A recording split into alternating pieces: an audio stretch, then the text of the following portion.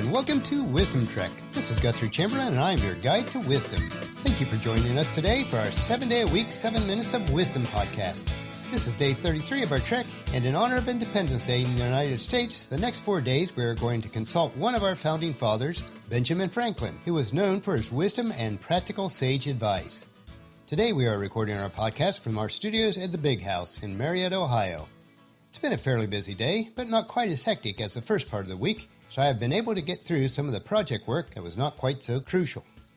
Before we head back to North Carolina on Sunday, we do hope to start moving the furniture back into the renovated office, sand and varnish the floor in the eating area, and get the lawn mowed. It will be a challenge to accomplish it all, but we will certainly try. I have included an initial picture of our newly renovated office on the journal entry for day 33 on wisdom-trek.com. As we begin our trek today, we're walking along the trail and we find a buried box near our camp, and on opening it, we realize it contains a listing of 85 practical tips written by Benjamin Franklin. Let's take the next few days to see how they apply to our lives. Now, old Ben was one of my mom's favorite authors. She read many of his quotes to us growing up in hopes that the seeds of wisdom would be planted and grow in our lives. These nuggets of wisdom, when consumed regularly, like the book of Proverbs, will teach us to live disciplined and successful lives, to help us to do what is right, just, and fair. Now, it may take a few days for us to reflect on all 85 sayings, and I'll add some of my own thoughts along with Ben's so that we can apply them most effectively. Some of the sayings do contain words that are not used often today, but I think they are easily enough translated. So let's get started. Number 1, Ben tells us, God helps those who help themselves. Now, while this isn't actually in the Bible, as many have thought, it still contains biblical truth. God is not going to miraculously do for us what He has already given us the capability of doing. Sometimes miracles happen when we get up and take action. Number 2, sloth, like rust, consumes faster than labor wears, while the used key is always bright. Now, this saying means that we will remain bright, sharp, and useful by effectively working than we would otherwise by being lazy. Ties into Proverbs 6:6, which says, "Take a lesson from the ants, you lazybones, learn from their ways and become wise." Saying number 3, dost thou love life? Then do not squander time, for that is the stuff life is made of. Time is the great equalizing currency that all of us have the exact same amount each day. And Ephesians 5:16 puts it this way, make the most of every opportunity in these evil days.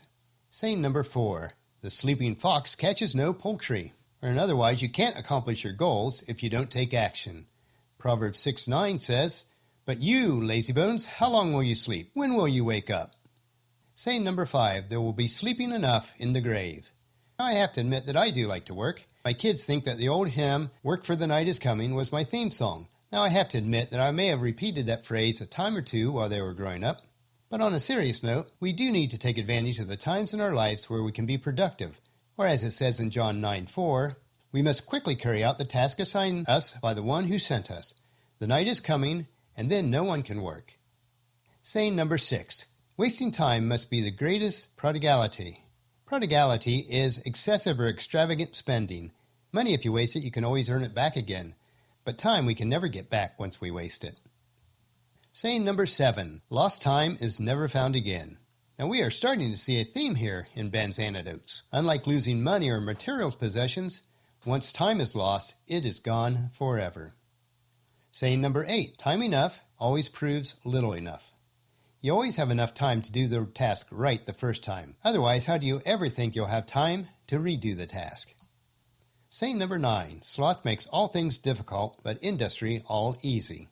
Or that is to say, now if you just get about the task at hand and work at it, then the task will become much easier. And saying number 10, he that rises late must trot all day, and shall scarce ever take his business at night.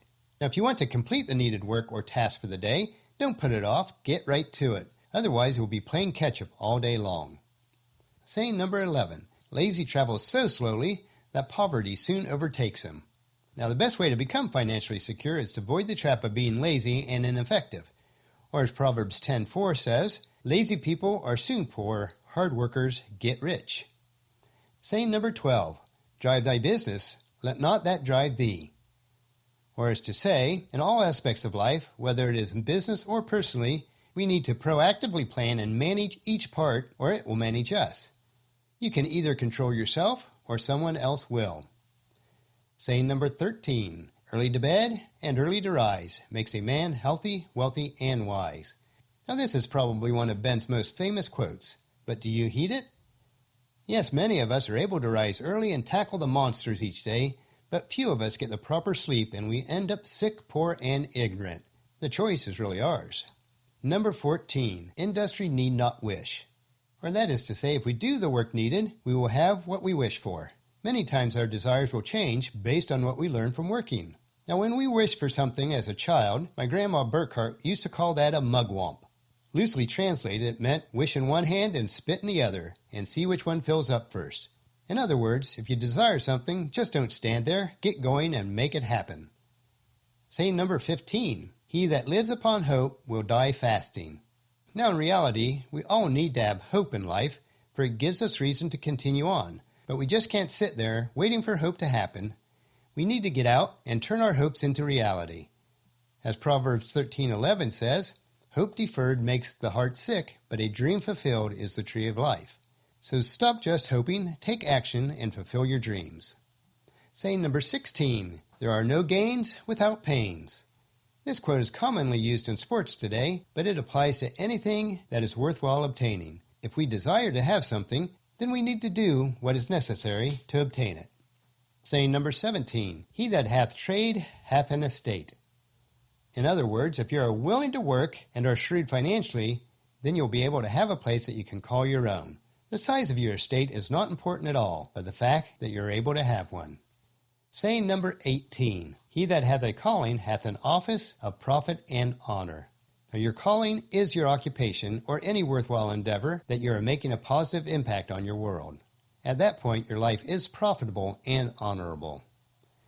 Saying number 19, at the working man's house, hunger looks in, but dares not enter. Now, if we are industrious and wise with our finances, there will be few, if any, instances where we will go hungry.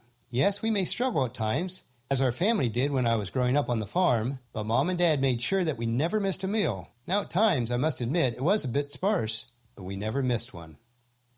Saying number 20, for industry pays debts, while despair increaseth them. So regardless of the economy, our personal situation, or any external forces beyond our control, if we are willing to work hard and have been wise financially, we can persevere even in the roughest of times. But when we lose hope, our debts will drown us. Saying number 21, diligence is the mother of good luck.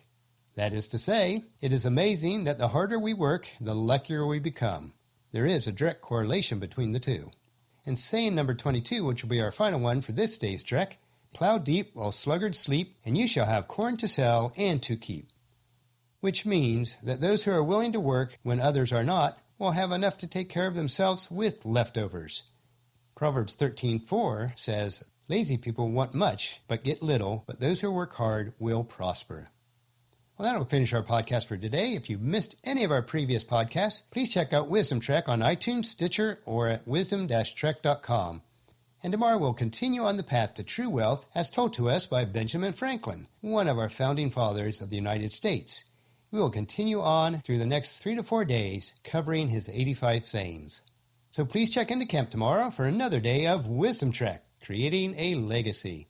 And if you enjoy our daily dose of wisdom, I encourage you to help us out in the following 4 ways. Number 1, leave us feedback about the podcast at wisdom-trek.com so we'll know how we're doing or if you have any questions. Number 2, please subscribe on iTunes or Stitcher so the podcast will be downloaded automatically to you each day. Number 3, please leave us a rating at iTunes or Stitcher.